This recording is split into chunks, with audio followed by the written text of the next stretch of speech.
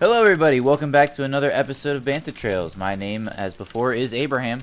I'm Alex. I'm Connor. And I'm Nathan. So today we are going to be talking about the Rising Storm book, which I've just finished last night. Honestly, so far, probably my favorite out of the three that I've read and that we've reviewed so far. But what is everyone else's opinions? It's my favorite of the High Republic so far. My personal favorite. I Connor? think my favorite is still Fallen Star. Probably prejudiced that way towards that because it's Claudia Gray, but Rising Storm certainly a very good entry and towards the better end of the spectrum by far. Definitely. It would probably be my second favorite after Into the Dark, I'd say. I'd say this probably had some of the most fun action, in my opinion. Okay. I guess we can all kind of go over what aspects it was that we kind of enjoyed of the book. For me, it was definitely, and I guess listeners beware, there be spoilers, but the reunion of Bell and Loden. I think Bell really came into his own in terms of accepting responsibility, if you will. Just generally And maturing. yeah, generally maturing. And I mean, Dr. Evil was in this book. So, what about you guys, Alex? The entire festival is amazing. It definitely has a weight on the entire book, seeing as what happens there is the whole point of the book. And also Elzal, we get to learn a lot more about him. He very much takes a main character stand, more of a main character stand in this book, and he is probably my favorite High Republic character so far. Him and Bell. It's a toss-up. Okay. Connor? Yeah, I would say I really like pretty much the same. I mean, I love Bell and Loden and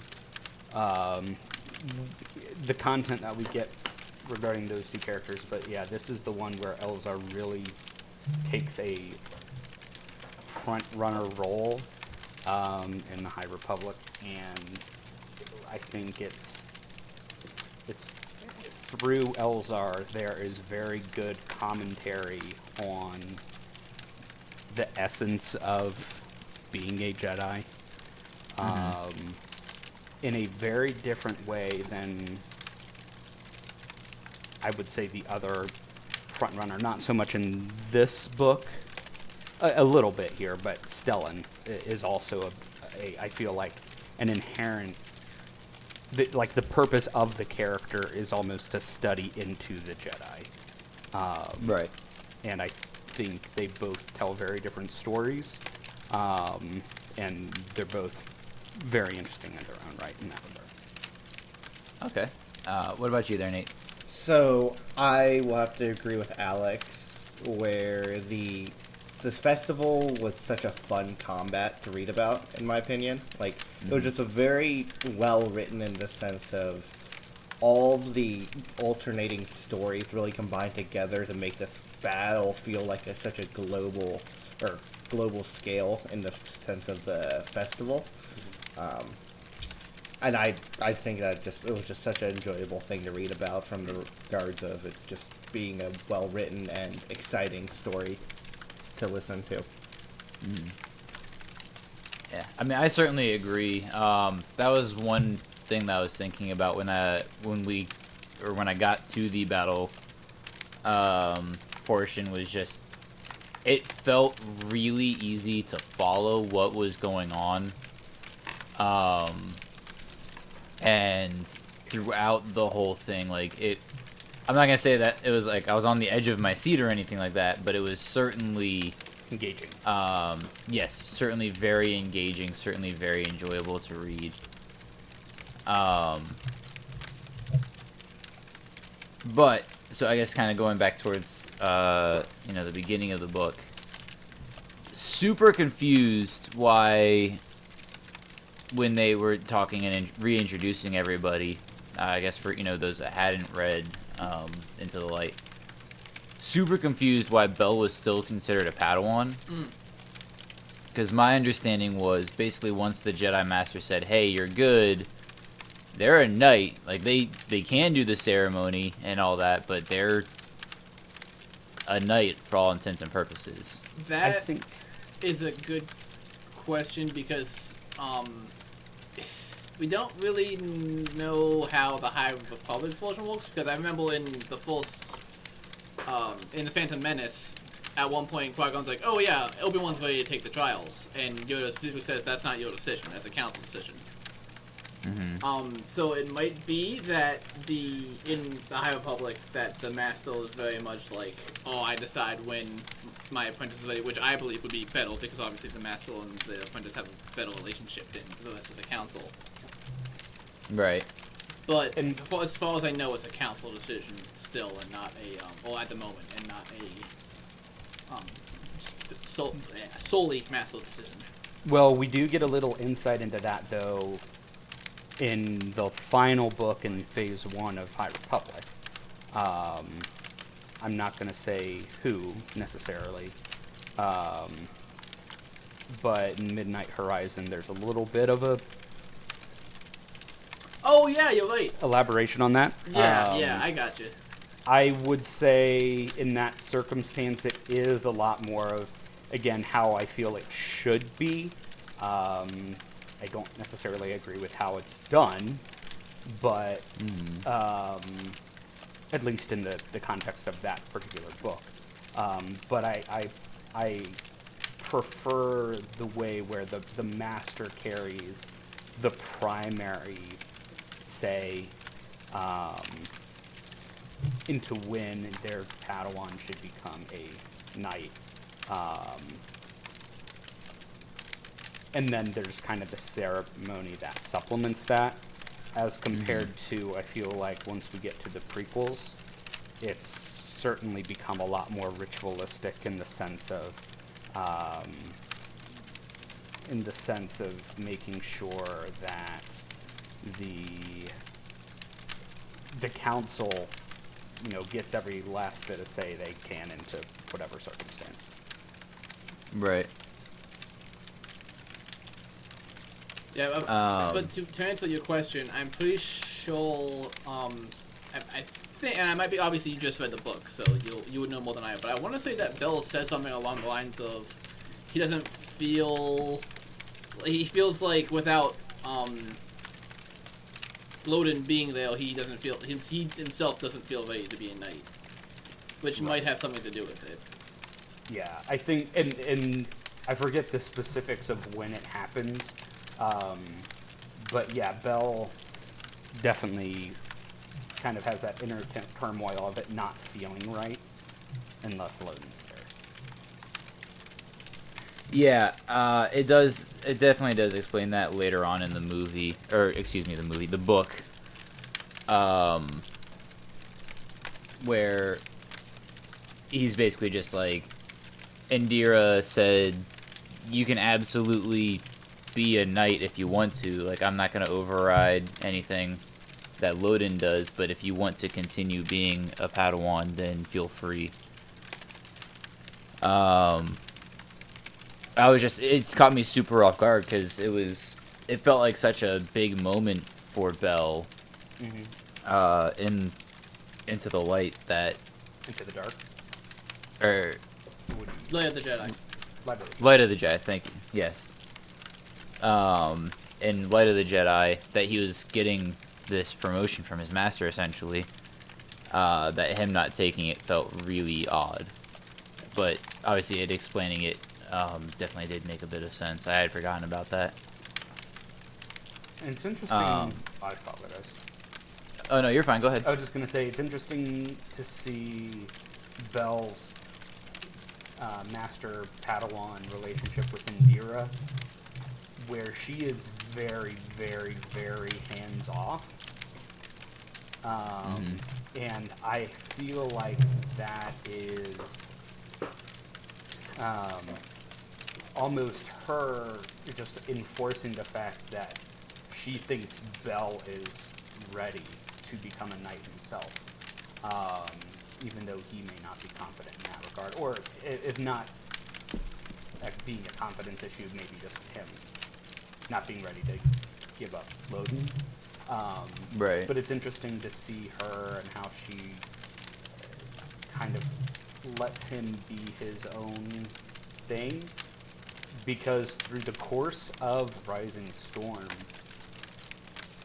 he's pretty much, at least in how I read it and interpreted it, he feels like he's a knight in his own right, in every way but in name.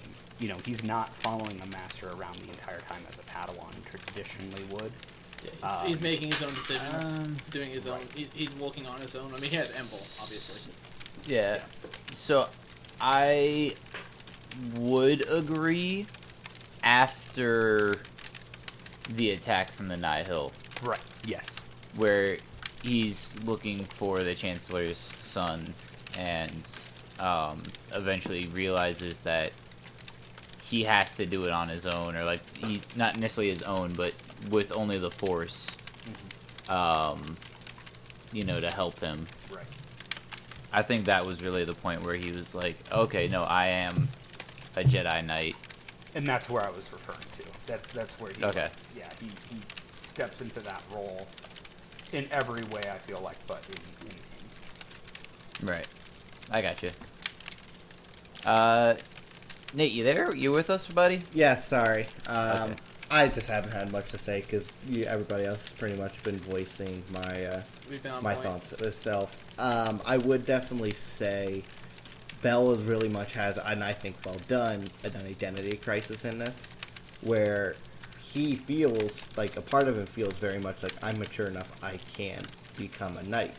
I mean, Loden trusts Thawne as much. Everybody thinks I should be a knight.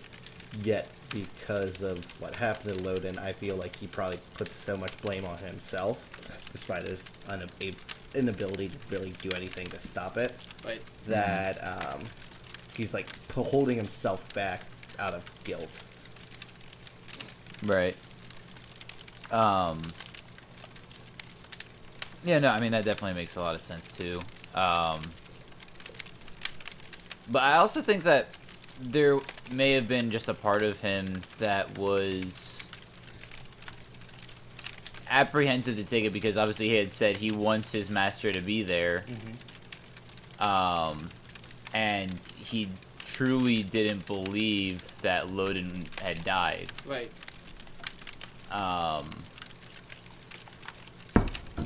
And so I think there may have been a bit of that, you know, looking back on it.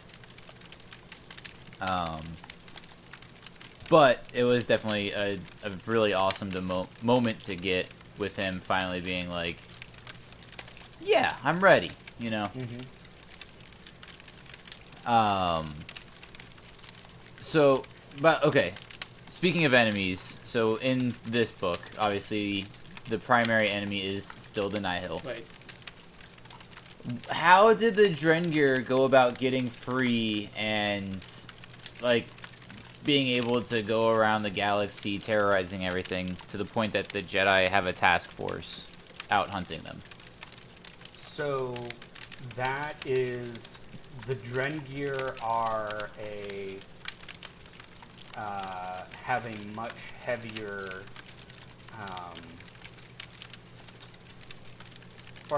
heavier is not the right word, a much more prominent appearance in the comics. Yeah. Tied into the High Republic, which is a lot of it is going on and focusing on Avar, which is where she certainly steps back in this book as like I don't even, I think don't she's even in it. recall her. Yeah, I was about to say I don't think she's because I know there's the whole thing with Elzar wanting her to show up and being excited, and that she never does. Right. And specifically, he's but- kind of like not insulted, but embarrassed that I know his name, the archivist, Oberlin. Oberlin, yeah, shows up and is like, oh, she didn't even say anything about it. Right. Yeah. I honestly think she's only passively mentioned at most. Like, honestly, just a couple sentences. Yeah. I mean, she's mentioned a few times. I mean, obviously, she's a very important person to Elzal. Well, there's that, and then there's also, like, they mention a handful of times how they've got, these Jedi out looking for the Drengir when they need them for, to fight off the Nihil, Right. and this, that, and the other, and, yeah. But, yeah, like I said, I was just, because if I remember correctly, we had talked about this last time, and how the Nihil really aren't, or not the Nihil, excuse me, the Drengir really aren't that much of a, I don't want to say threat, but a focus in the rest of the presence, books. perhaps. Correct. Yeah. Yeah. The only book that they're a foremost presence is Into the Dark. Which just Yeah, kind so, of feel like- like a missed opportunity. Sure. Yeah, I mean, like, Into the Dark makes them seem like this huge threat, Mm-hmm. and then all of a sudden, they're just, like, passively mentioned as, like, this threat to the galaxy or whatever, Right. It just felt weird. I agree. I would personally say that the handling of the Drengir, not that I needed them to be more than they were, but I feel like the handling of them across the mediums, tying in with the novels and the comics and such, I think the handling of the Drengir is probably one of the areas of the High Republic initiative that I don't think was handled the best. Now, that being said, I think everything else has been standout and very well done overall, so it's not a huge issue. Sure. But it's certainly enough to one where I feel like it stands out the most. I mean, I'm inclined to agree. What's your thoughts on this there, Nate? I really say that was definitely a missed opportunity. They were, in my opinion, a pretty interesting enemy and a pretty interesting concept for Star Wars. But basically, this idea of a like evil tree, and they're like just all consuming. They just go around enveloping worlds as like plants, very much.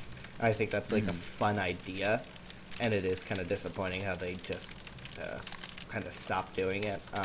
Not to say the Nihil are a bad or non-interesting threat, but they're just they're just pirates at the end of the day. Right. For better or worse, that's what they are. They're just your kind of run-of-the-mill bad guys, where the Drengir are a little bit, well, not like the first time that kind of concept's been done. A fun, different change of pace. at least with Star Wars. Yeah. Exactly. I would say the only thing I would disagree with is that, like, well, the Nihil themselves are definitely just pirates. Molshan, who is in control of them, definitely has a vendetta against the Jedi specifically. Oh, sure. Yeah. Yeah, I just meant more to infer, like, the fact, like, their actions in themselves, while have more ulterior motives, they act like traditional pilot riffs, and what we'd expect, like, just kind of your general Star Wars scum and villainy to act like. So, I would say, and like maybe I'm looking too much into this, but listening to or / reading the book, the Nihil almost have like a like a Sith parallel to me, where basically because they're breaking the rules of how they govern themselves and everything like that, i.e. rule of 2 for the Sith and the rule of 3 for the Nihil, they're falling internally into disarray. There's constant infighting. They're killing each other off while, I mean, yeah, they're getting some of their enemies, but at the same time, it's nowhere near what they could be doing if they actually just listened. I just thought it was a really interesting parallel to kind of think about. Yeah. I don't know if anyone else ever got that feeling from them while reading through, Yeah. but No, I agree. I don't know if that's as intentional a parallel as say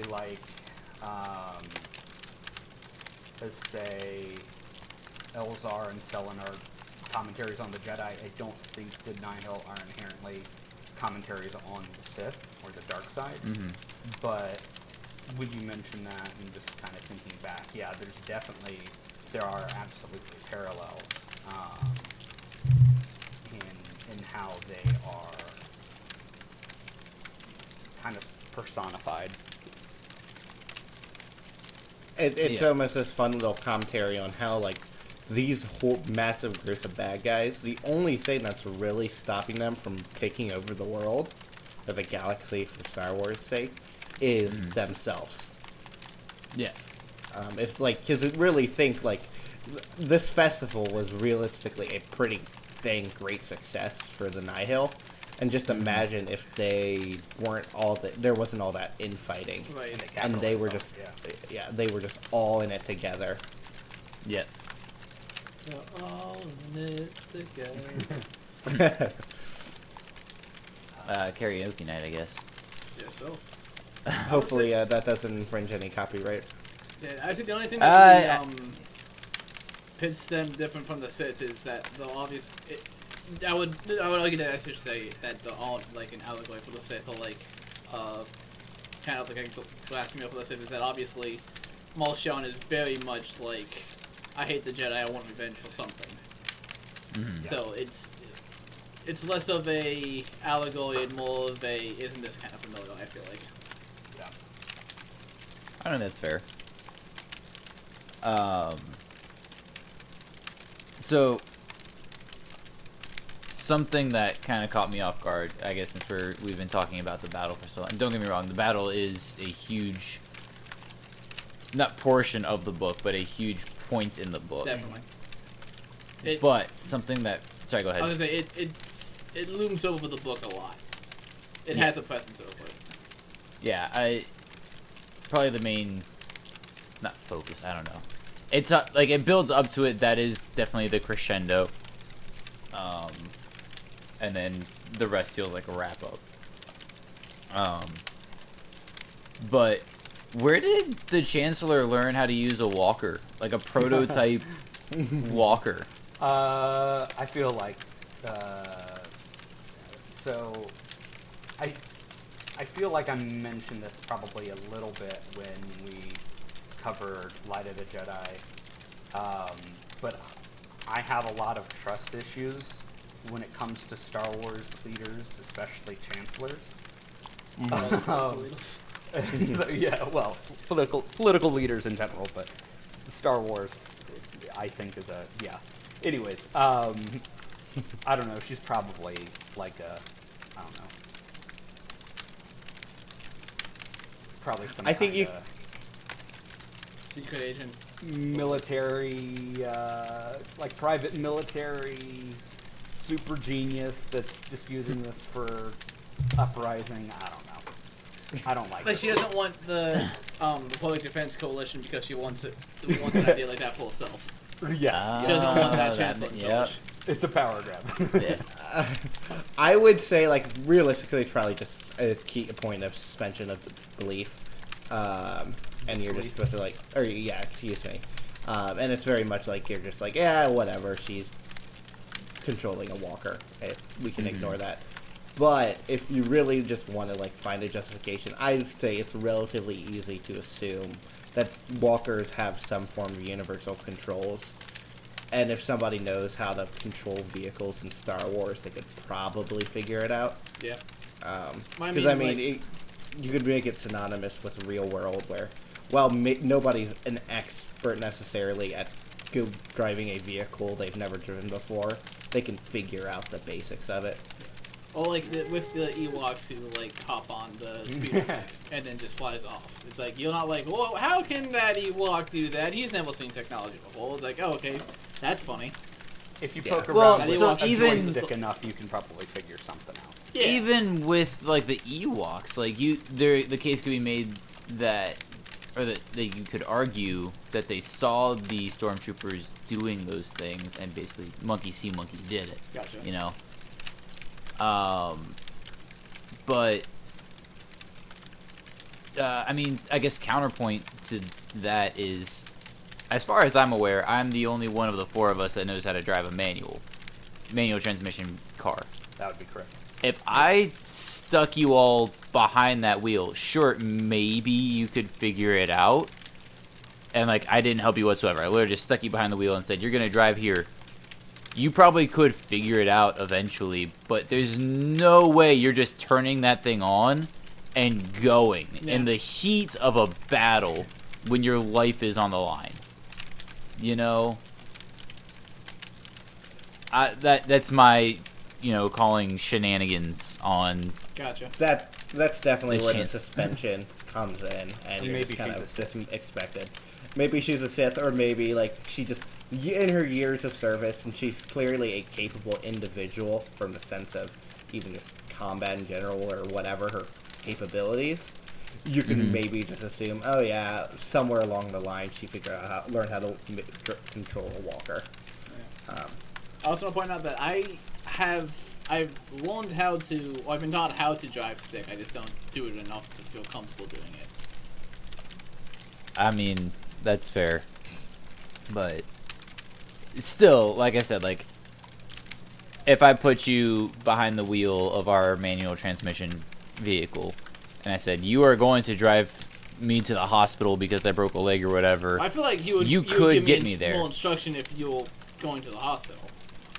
I mean, true, but let's say I For the pass out sake from of the the pain. analogy, Look up a Gotcha. quick Yeah. YouTube video or two. Yeah. Yeah. Oh no, they were just like when I jumped into a wall. But, like, I broke a leg, said, Alex, you have to drive me to the hospital, and then I pass out from the pain. You know, you could figure it out eventually, but we're not getting there soon. Right, sure. Um, I mean, our walk was already But- slow, so we don't Yeah. know what the top speed of our walk was supposed to be. it never says. we just honestly don't even know enough about walkers and how walkers work within Star Wars to really make any real judgments. Or at I least mean, maybe in in- my general knowledge. I think Um, the best example we get would be, I mean, we get a glimpse inside of an ATST.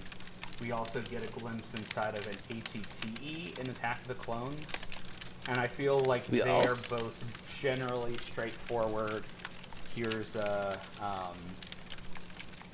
It's just a dual leveler I guess it's not a, configuration, right? yeah, it's Yeah. not like it's a, I guess like, kind of like a throttle to control speed of some kind, but yeah, like a joystick to point the direction. I don't know. I mean, in Fallen Order, we see directly inside of the Oh, that's true too. control room while it's being operated. That's true. But still, I don't know. That thing was a prototype. It had just been sitting there. It wasn't even powered on. I mean, good point. Like, We did, do you think that Cal has any training in how to drive a walker? He does. probably not, but it's not He's like. probably a Sith too. Oh, okay, so. Yeah. Just if we don't When know in something, doubt. they just assume they're a Sith. Yeah. Yeah. The dark side taught them. Yep. It's, Sorry, go ahead. no, never mind. I was just gonna say, like, as far as Chancellor So being secretly evil, I genuinely don't think so. I mean, agree. unless obviously you guys have more knowledge than I do. However, So, just the way she reacts, especially in like legitimate life and death, you know. I'm 100% joking when I say I think she's evil. I think Okay.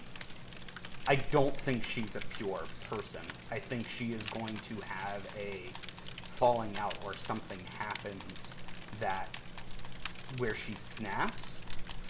I don't think she's like this all good, perfect chancellor figure. Oh, I mean, I certainly agree there. Like, obviously, I mean, we live in a world where no one is perfect, and you know, you'll always be making mistakes and everything. But that doesn't mean you can't be a good person. So, I guess I'm coming from the standpoint of, like, we look at Avar Chris, and she's supposed to be, like, the pure example of a Jedi kind of thing. But then... The boring Jedi. Well, yeah, but there's a point... Well, there are several points, but in the comics, she has a moment where she, like, really snaps. And it kind of breaks that whole facade of her being a quote-unquote perfect Jedi, you know, always going to do the right thing, kind of. So have you been keeping up with the comics, Carl? I do, yeah. Gotcha. I've been planning on doing that myself. I just haven't found the right website to do it yet. Sure. Yeah, it's just something where I think it's, I mean, keeping in mind, Well, even- they're all human. They're all going Right. to have errors. I guess Yeah. I'm just more saying it's important to keep that in mind rather than being like, oh, this person is pure and perfect. Nothing Right. wrong is going to happen with Chancellor So or Avar Chris. Right. I think where we differ is that when we say like ideal Jedi, especially like in this period of time, to say ideal Jedi, I think these Jedi being so ideal is that they understand that people are human and can't just shut off emotions. Whereas like the prequel Jedi are very much like, oh, you know, you're not a good Jedi if you can't control yourself. Like they don't accept the fact that, or they don't want to accept the fact that people are human. They'll do like hubris stuff to understand that people have issues that they can't just like ignore without causing more issues. In this case, I mean more always doing the right moral thing Gotcha. than like yeah. I guess that's kind of what I'm referring to. Gotcha. I mean, yeah, I definitely agree as far as these Jedi certainly definitely seem to be more of, I mean, I think at one point Stellan, he's talking with Elzar and is like, all of us are tested and not all of us pass perfectly. It's, you know, learning and seeking out the help after the fact that defines us as what we are. And I think that's, as of yet, this has been my favorite group of actual Jedi. In Sure. the way that they actually react and their teachings, and yes, there are ideals that they all want to Strive for. be able to reach and strive for, but they also recognize that it's not easy, and you know, everyone's going to fall at some point. They're very much of, in my opinion, like the ideal of what we imagine Jedi's were supposed to be, like us as the viewers. So it's that's, I think, where it's so appeasing to just look at these Jedi's like, oh yeah, okay, I finally can see this is what a Jedi was supposed to be. This is how the Order was supposed to be run. Like, this is what Peacekeepers of the Galaxy actually look like. Yeah. Right. Right.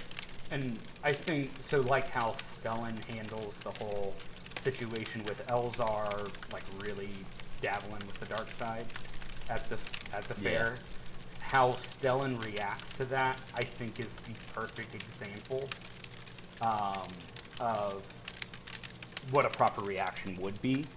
Not just discarding this person as saying, oh, they're too powerful to be kept alive, or, you know, whatever. He's too Mace. dangerous to be kept alive. Well, and also not saying that Palpatine could have been redeemed, but nonetheless, just the idea of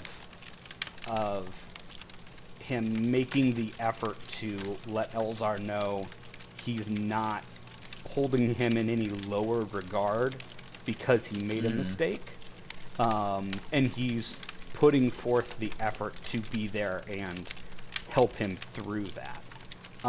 Right.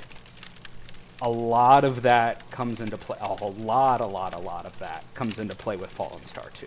Definitely. In Elzar and Stellan's relationship,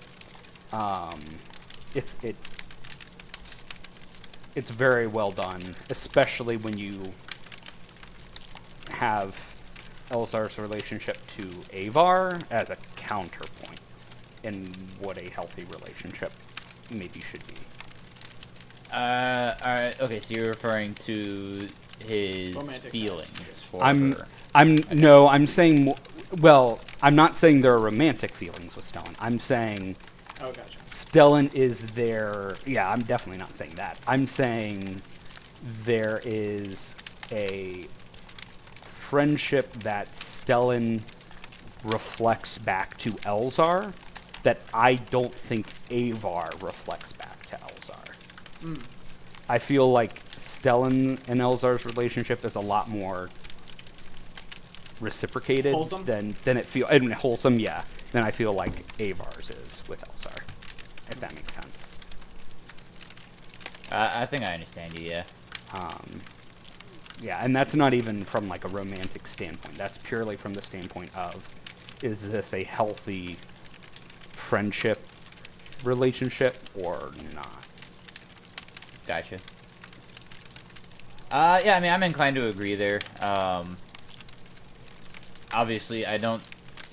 Based off of what I have read so far, I don't believe that there would be a romantic relationship between Stellan and Elzar.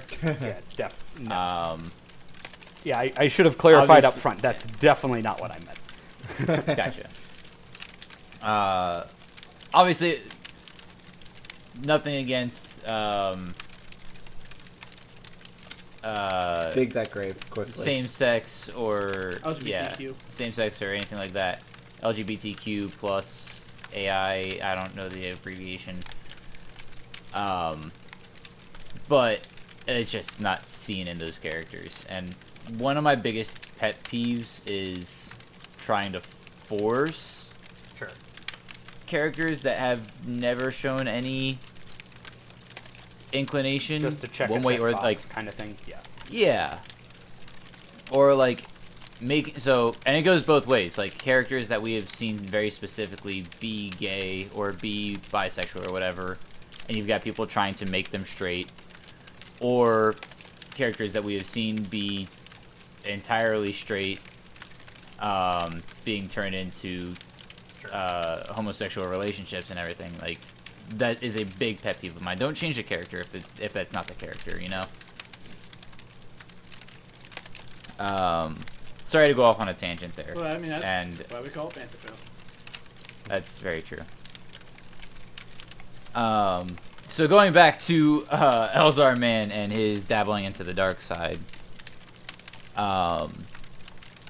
I completely understand where the Jedi are coming from, and as far as touching the dark side is a dangerous thing.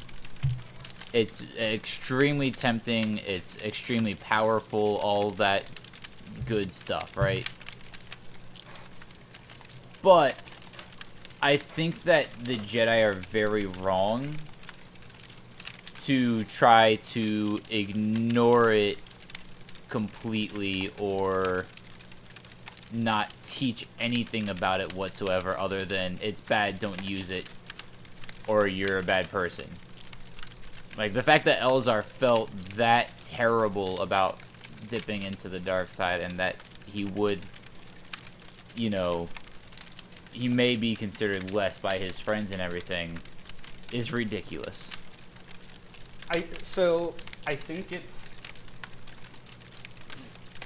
I think it's important to not encourage doing something like dabbling with the dark side or going to the dark side, but also, again, kind of like how Stellan reacts, not degrading and separating yourself from them because they do, and rather being there to help through it and show them why it is not a good thing, why you should not be doing this or that, rather than just leaving it at a don't do this or that kind of thing. That's where, like, in the prequels, the Jedi of the prequels just completely flat out just leave it at don't do this without giving clarification of why and kind of exploring that conversation. And so when you have a highly emotional individual that is unstable for a number of reasons, such as Anakin, starting to entertain thoughts or inclinations or whatever, you know, what have you, how it's very much other than, like, Obi-Wan kind of being there to help, you know, a little bit, he is certainly the outlier in that case. Yeah. Right. You know, you have Yoda and Mace are the primary examples of people who are just like, nope, just don't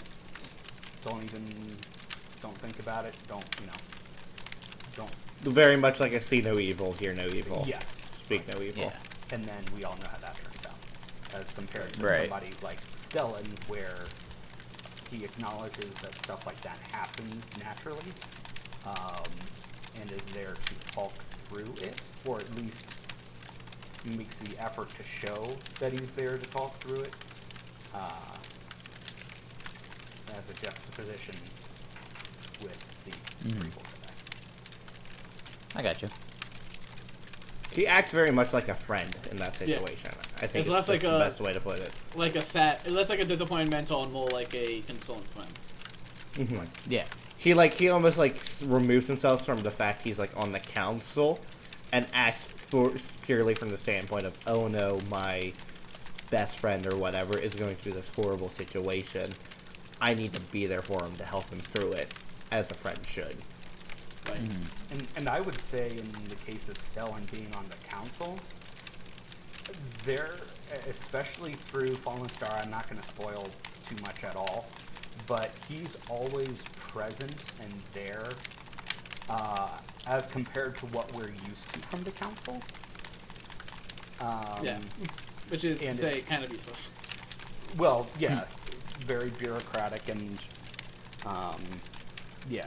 Except of course of but- the all who do. Well, there are certainly That goes- outliers, you know. It goes to doesn't even have to say that really. Just, Yeah, that goes without saying. that's why I didn't Yeah. mention him, or, you know, a little bit of Plo Koon here, that, you know, but yeah, Stellan is always there on the front lines, rather than letting other people do the dirty work, like I feel like the prequel Jedi kind of. right. Yeah. I mean, yeah, but I do wonder, because obviously when we see that, I wonder if that's because he is a friend, or if he would be that same exact way had it been like a brand new Padawan, or like Sure. if it had been Yeah, that's an excellent point. The fact that Elzar and Stellan had that foundational relationship from the time they were both young Badalons certainly has a big influence on that, I'm sure. But and I'm not saying Stellan's perfect by any means, nor should he. I mean, I would But disagree with you if you were saying that. yeah, I would disagree with me if I was saying that. But I think the fact that he at least made that effort to be present, even if it was just because of that personal relationship, I think is a better example of how it should be handled. Gotcha.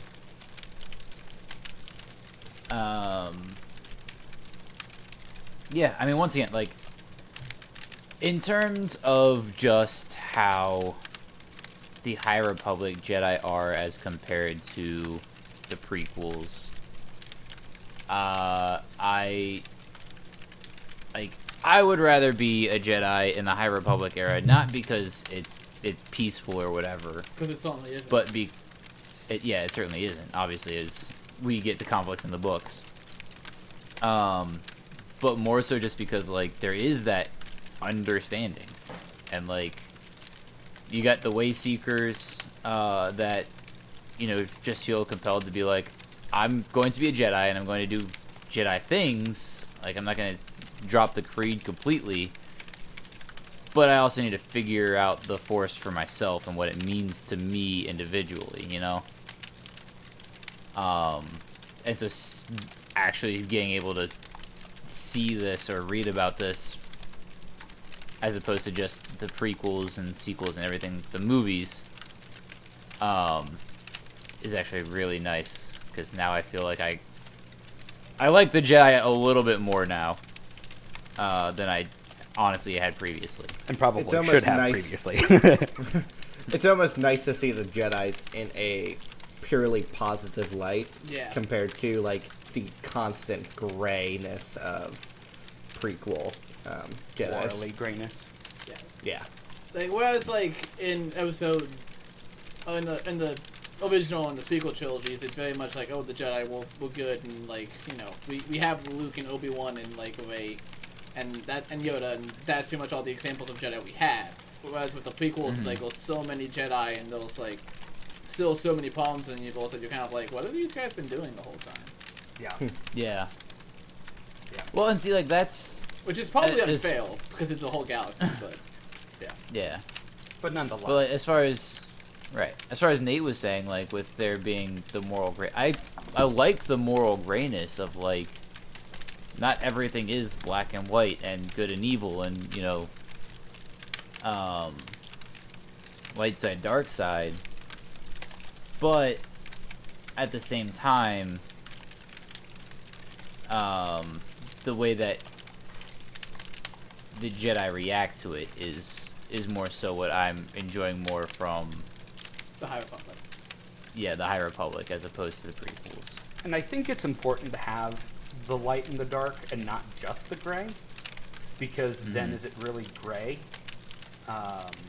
If there's not a light and a dark to compare it to. Right.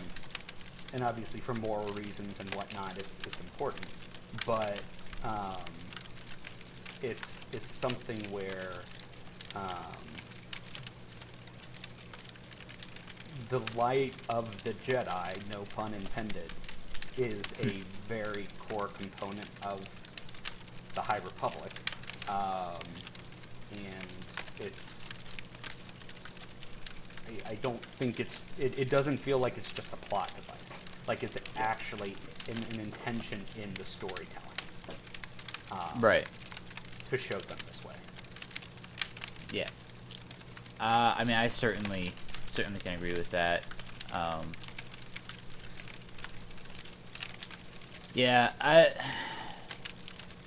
I guess kind of like talking about, once again, a bit of Bantha Trail, but like the whole prophecy, right, where the Jedi assumed that it was the destruction of the dark side and the destruction of the Sith, and then Sidious thought of it as the destruction of the Jedi. I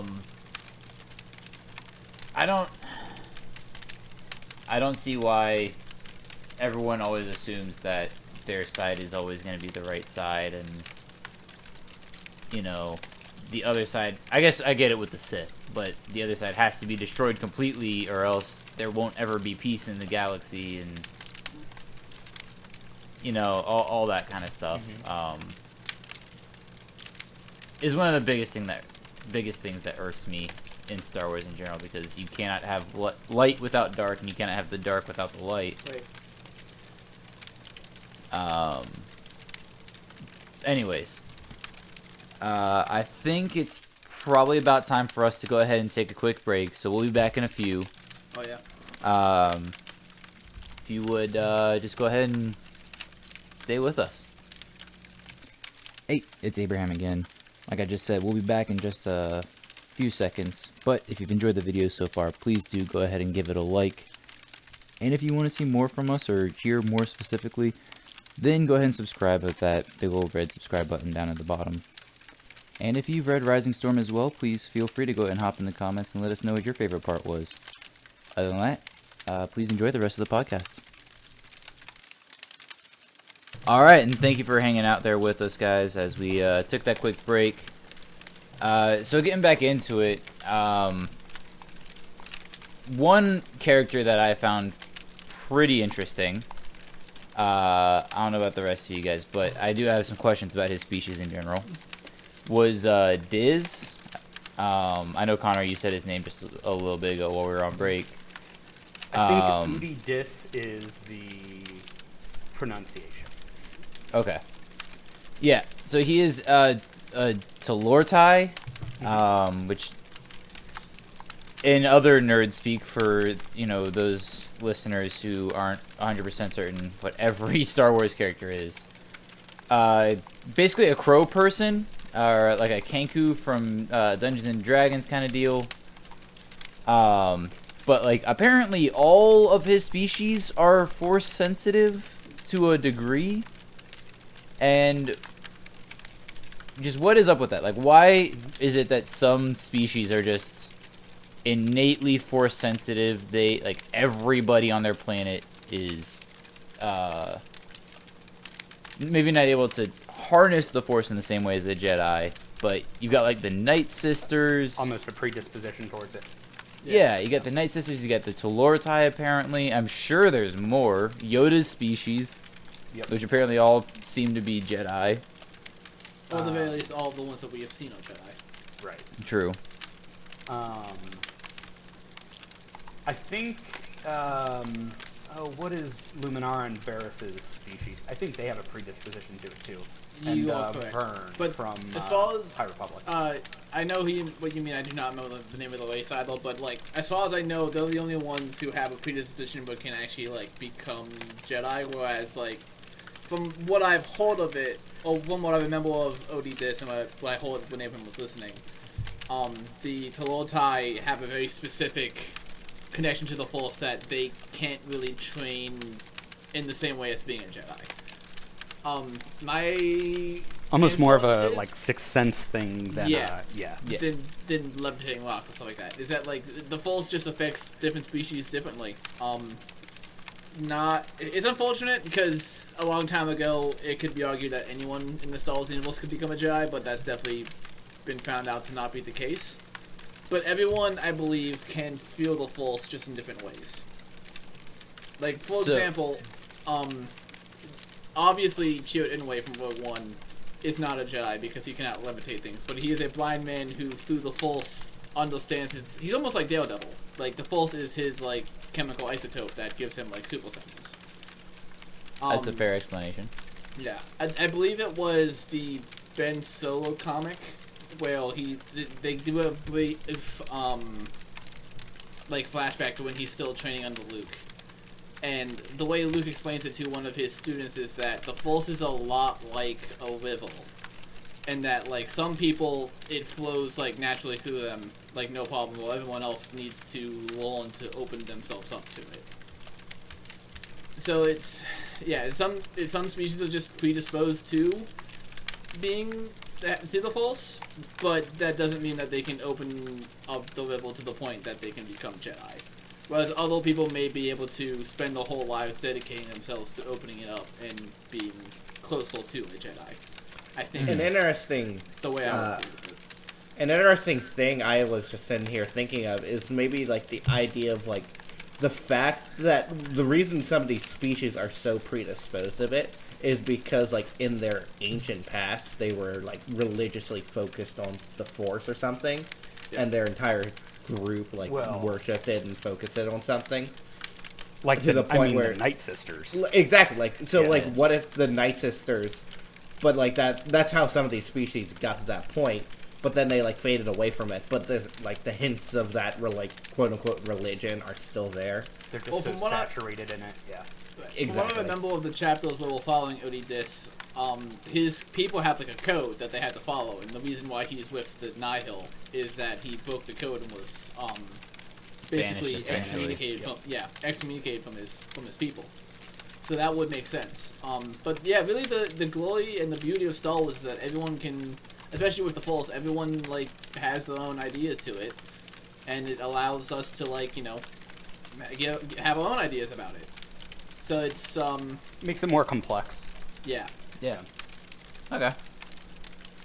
And then so they talk about this drug in the book called Redug. Do you guys know? Obviously, I don't expect you to know like real world equivalent necessarily. But like what sort of effects it has? Like, would it have dampened his connection or his ability to sense the Force, or is it literally just like I was gonna go to work, but then I got high kind of deal? I can't say for sure. Just because there are a lot of different drugs in the Star Wars universe as well. Sorry. I was gonna say that I don't think they've really given us this is like cocaine or this is like this. Right. You know what I mean? I feel like I forget the name of it, but what the Nihil gas up on, I feel like that is more of a stimulant, like a cocaine. Right. And then That would make sense. And then this one I almost got as more of a hallucinogen, like an LSD, from what I recall. Okay. I have not listened to Rising Storm since it came out, so I don't know if I'm remembering it properly. But that's at least from what I remember. He almost gets like visions. I think that's Wallander from the or something? leveler and Or not is that just from the leveler? That's Yeah. from the leveler, which Yeah, should because bring he us was to our next 100% conversation. sober when he went to fly to the leveler. Okay. See, I thought that there was something, like he commented on it when he was navigating, and going with Markion to the planet. I'm probably misremembering it, but Yeah. So I do, like, all I really recall about Redug specifically was that basically he spent, from the time he was kicked out of his nest or whatever his people are called, like the group of his people are called, until basically Marchion selected him for this mission, he was high on Redug, like that whole time essentially. And like the only types of drugs that I'm aware of that you, in real world equivalent, that I'm aware of that you could possibly do and not die, is like basically alcohol and marijuana. Like, Sure. and I really hope that we don't get flagged now that we're talking about drugs and everything, but this might get cut, so I guess if you randomly pick up right now, then it got cut. for reasons we aren't going to mention, because then I just need to get cut again. Exactly. I would say that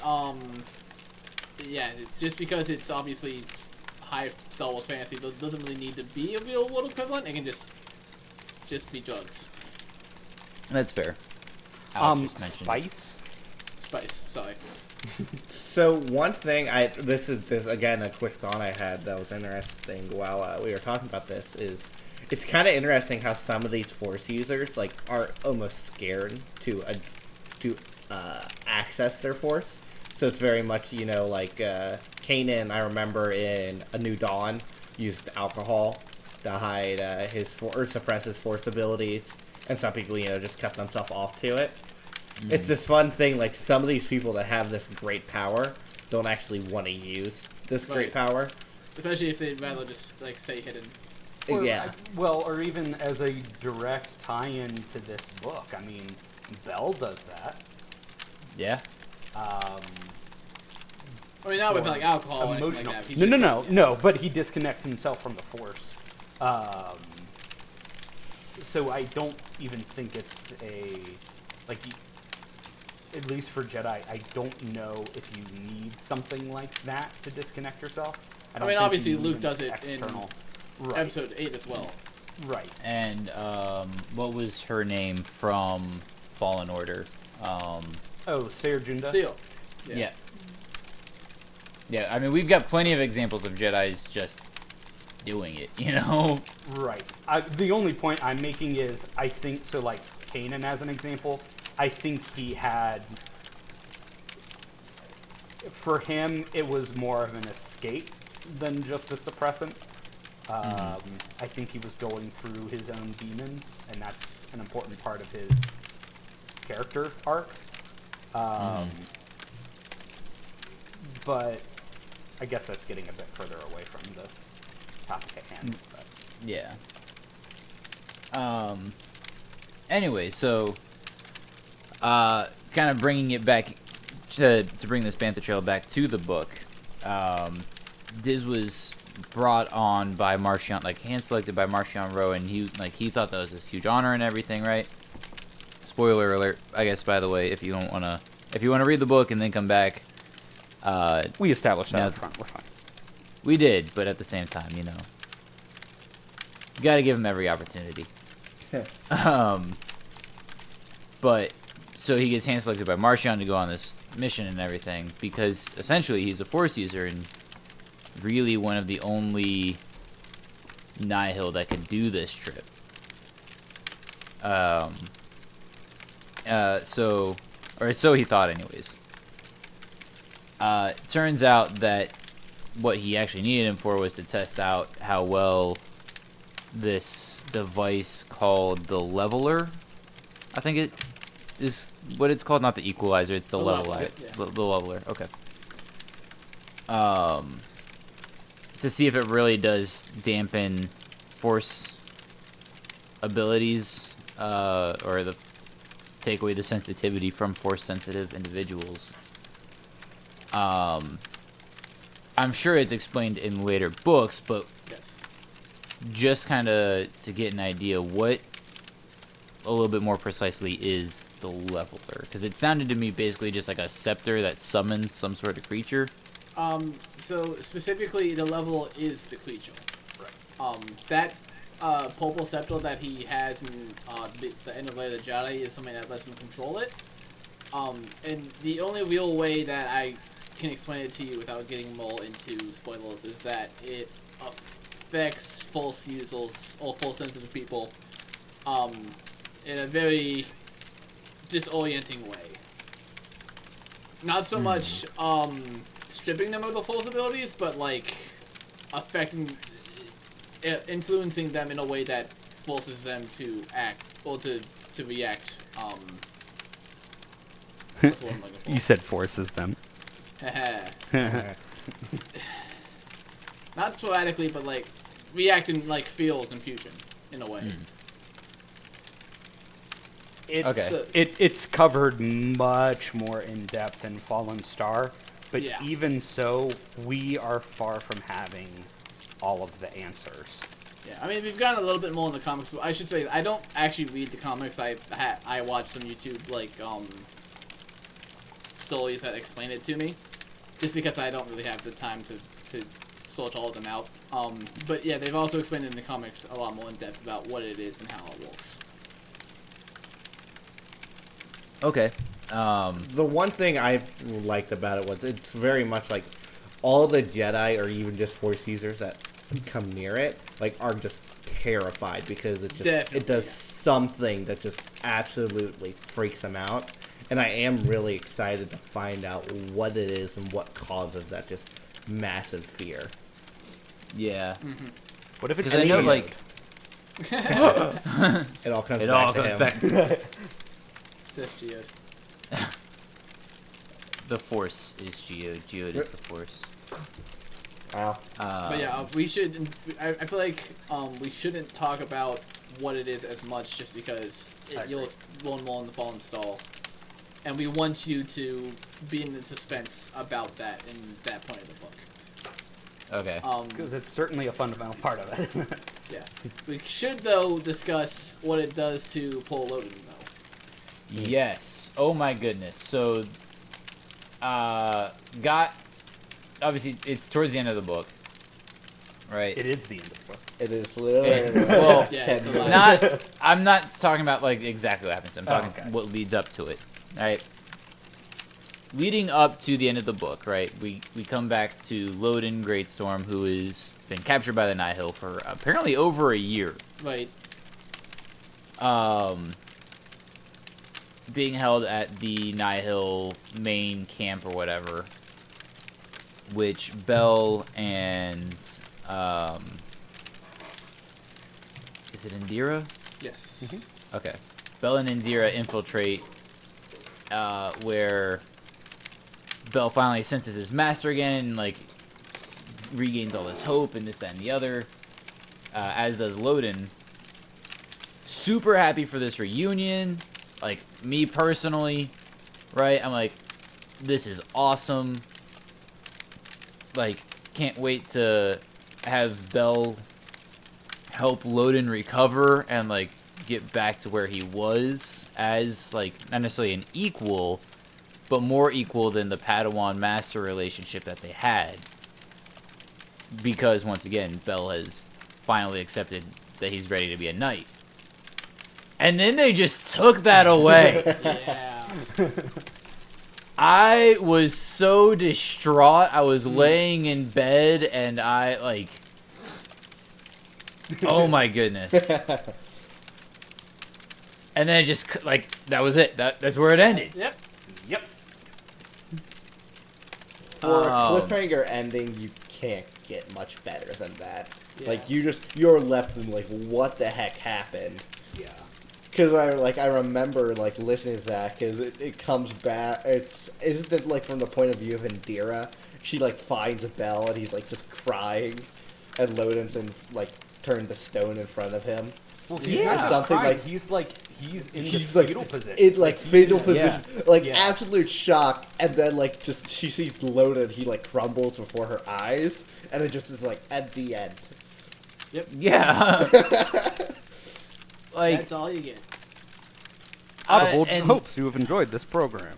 I haven't Audible. Hey, Thanks for the first 5 minutes. guys, come on now. No sponsorships yet. Come on now. Okay, yeah, sorry. Don't worry about it. I'm just going to cut that part. No, that was funny.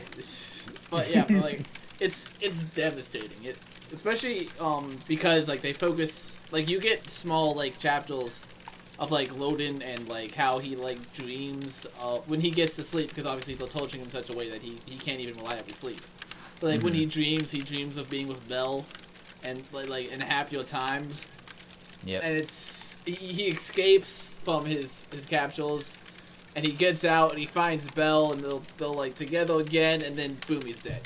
And it's like, Yeah. oh my gosh. It's like, yeah, And- it's this So many dramatic emotions. spike of hope, and then everything is just pulled out from under you. Yeah. Oh my gosh. It's honestly like what makes this book my favorite of the High Republic so far is the fact that they were willing to do something that crazy so soon. Right. Like, I expected people to die. Obviously, like characters die in the first book, but we don't really get to know them as much because they were just introduced. Whereas with this one, it's like, oh yeah, this main character who you're following the whole time, you get a bit of a sense that he's very important because you also follow him in the first book, and they give you just enough hope, and then they tear it away at the last second. It's so well done.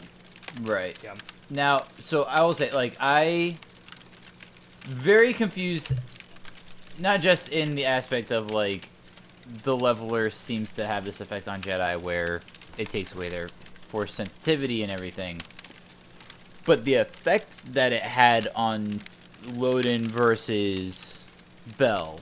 Like, why was it that Loden gets turned to stone and disintegrates, like Thanos snapped him away, versus Bell, who goes into shock and, you know, is catatonic at the end of the book?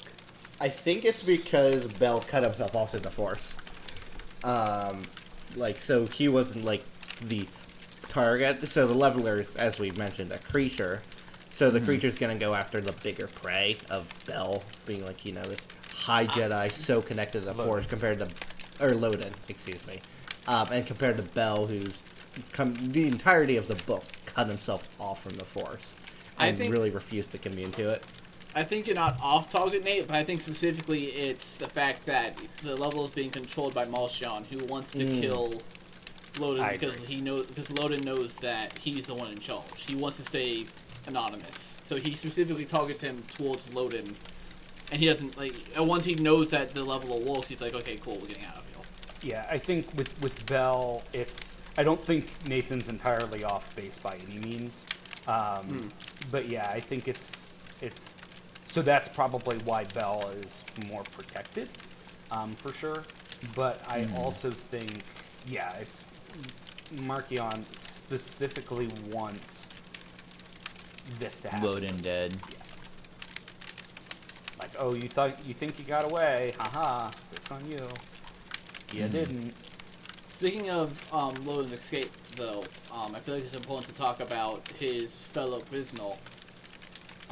I don't think we know her name yet. We do, but off the top of my head, I don't recall what it is. Do you remember if they said her last name as well, or just the full name? Because it is about... Mari? Yeah, Mori. Mari Santeca? Yeah, I was going to say, I believe they do say it, because it explains in Light of the Jedi that she came from this family of hyperspace explorers, essentially, and the thing that I don't think remember is how, but she got her powers. really important about that specifically is though, like that he's communing with her through the Force. So it shows that like it always makes me wonder if the Santecas knew she was Force sensitive and didn't give up, because obviously she has the ability to like plan out paths through hyperspace. So it makes me almost wonder if a bit of a conspiracy theory, if the Santecas knew that she was Force sensitive when she was born and like didn't let the Jedi take her and was like, you know, no, she's gonna be way more important to us kind of situation. So I want to say at some point in Light of the Jedi it explains that something had like she didn't see the paths the way she does when she was a kid. I want to say that something happened to her that gave her said ability. And being able to see the universe in such a way, like you guys were saying earlier, may have opened her up to the Force. Gotcha. Like, literally, that is as connected as I think you can get to be able to see across a galaxy, like, at all times, you know? Now, I'm not 100% certain, like, don't quote me on that. And I'm sure that, you know, one day someone will probably correct me in the comments. It'll be me. First person to do so, will get an honorable shout out in the next available recording. Unless it's Connor. Oh. That being said, kind of just because we're nearing the end of the book, Connor, I'll get you a cookie. Wrapping up, are we having Abraham listen to the next one is what? Out of the Shadows? I really don't want him to. Not because I don't think he should listen to it, because it's bad. Like, it's not a good book. There's a handful of important things, but it's like, do you want to just give him the cliff notes now? Honestly, yeah. Abraham, I presume you don't care to read a book that we don't think is critical, except I 100% trust your guys' judgments and opinions here. Nate, so you've never done Out of the Shadows either, have you? No, but I Wikipedia'd it. Okay. So, cliff notes. Go ahead. The most important things you need to know are that the Nihil are attempting to create a device that pulls people out of hyperspace. In the process, Nan is to make sure that people get pulled out of From hyperspace. Into the Dark. I'm sorry. yes, yeah, Nan from I got you. From Into the Dark, yes. Is tasked with guarding the Santeca woman as they use her to make paths to get people to get stuck in hyperspace. Obviously, the Jedi all recruited to figure out why people are disappearing in a certain area of space. The Graf's family, who are rivals with the Santeca family, are secretly working with the Nihil to help them get more people and to make more people disappear. Okay. I'm not doing a very great cliff notes. The really important things are, one of the Jedi mostly kills the Santeca kid, so they don't have paths anymore. And we learn a bit more about how hyperspace works at the moment, which is that basically there are beacons set across the galaxy that guide ships when they're in hyperspace through unsafe routes. Yeah. Do you think I'm missing anything super important? Yeah, Mari dies, Gungan Professor, that covers it. Yep, that pretty much covers it. The only other thing that's important is that Nan, because Mari dies, Nan leaves the Nihil because she doesn't feel like she can go back because she's failed Marchion. And she starts working with the scientist who was trying to make basically it's a energy canceller thing. there was a specific ship. So basically, it's the groundwork full of ship we see later in Star Wars. I think Interdictor Cruisers. I think The daughter of Dr. Evil. No, not No, it is. Yeah. So the daughter is one of the main characters. Oh, okay. Is she the daughter of Dr. Evil? No, Yeah. she's not in that book. Is She's she? the girl. Yeah. No, that's someone completely different because the Dr. Evil dies canonically at the Fail. She gets eaten by that three-headed tiger. Oh, creature. that's right. I'm sorry. I You're was thinking of- Yeah, yeah. I apologize. The scientist who's working on the machine to make people get stuck in hyperspace has a daughter who's the main character of the book. Yes, She's I- a very gotcha. uninteresting character. The daughter. Incredibly The mother's kind of cool. Okay. But yeah, Nan ends up leaving with the mom and going their own way. And then she will be, but she shows up in the next book, which is why we're explaining why she's not in the Nihil for that book. Gotcha. Okay. Well, I suppose that does make sense. Yeah. Okay, so then what would be the next book then? I guess not just for me, but for any of our audience that wants to follow along. Fallen Star, the one that you guys have been talking about so much? Yes. Trust me, there was a reason for it. Okay. Well, like I said, for any of you guys, any of our listeners that want to follow along, that's the next book to get caught up on. So hopefully next time there won't be as many spoilers. If for some reason you if all cliff notes of the book has made you want to listen to Out of the Shadows, we apologize. That Gungan professor though. The Yeah, Gungan I mean that's the professors only are pretty reason, good. really. Yeah, that's pretty good. But literally, the book is so unimpressive. I was astonished and almost thought I'd heard it wrong when they killed off Mari. Like, I didn't think they would have done something that important in this book. And I mean, the author has written other fine books before. I wouldn't say spectacular books. So it's not. I don't know if it was just a. And if you're thinking, and I hate to speak the A company's name again, without getting sponsored, but if you're thinking of getting the audiobook because you think, oh, I'll listen to it instead of read it, don't, because the audiobook is somehow worse. Yeah. Yeah, the production quality is not great. depressing. Gotcha. Unless There's it's been no mention fixed of a somehow leisure since shore. I left it. It's like firing the narrator and being someone who knows how to read properly. Who knows how, like, stuff like dramatic inflection. Yeah. You mean there's no mention of the laser sword? Those, unfortunately, no Dr. Evil in that book, I have to say. It's a real shame that character died off. It really is. I was honestly kind of hoping they would be recurring. And obviously, for anyone who... Okay. If it's not obvious, we do listen to the books. And not actually read them in physical copies. So, if you guys are reading, and then you'll have absolutely no idea as to what we're referring to when we say one character sounds like Dr. Evil from the Austin Powers movie. However, Mark I Thompson don't- has blessed us. yes.